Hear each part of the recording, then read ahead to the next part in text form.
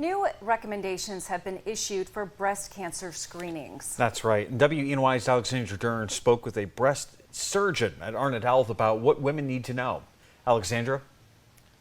Renata, Nick, the U.S. Preventative Services Task Force is now urging all women to get started on their mammograms beginning at the age of 40. And there are other factors at play that people should also take note of that could end up leading them to get screenings even earlier.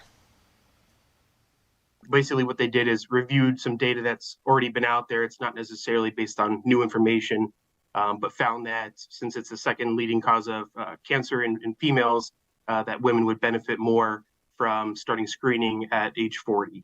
These new guidelines are for all women, regardless of risk. Arnett Dr. Shane Thorpe says there are other factors at play that may make women want to consider getting their screenings done earlier in life.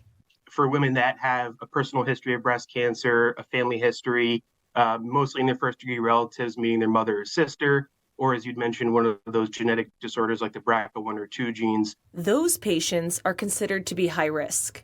We recommend more specific and individualized screening guidelines. So sometimes, for instance, in someone who had a family member with breast cancer, they were diagnosed at age 42. We recommend starting 10 years before that patient was diagnosed with breast cancer. The earlier you start looking out for breast cancer, the better.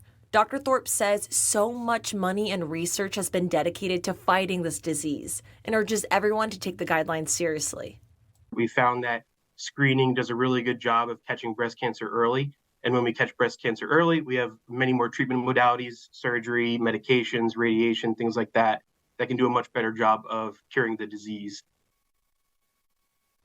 Another thing to note, there are some of us out there who have breast cancer in the family and need to start screening as early as our mid-20s. But not to worry, Dr. Thorpe says a breast specialist can perform breast exams, order breast ultrasounds and MRIs to stay on top of our preventative care.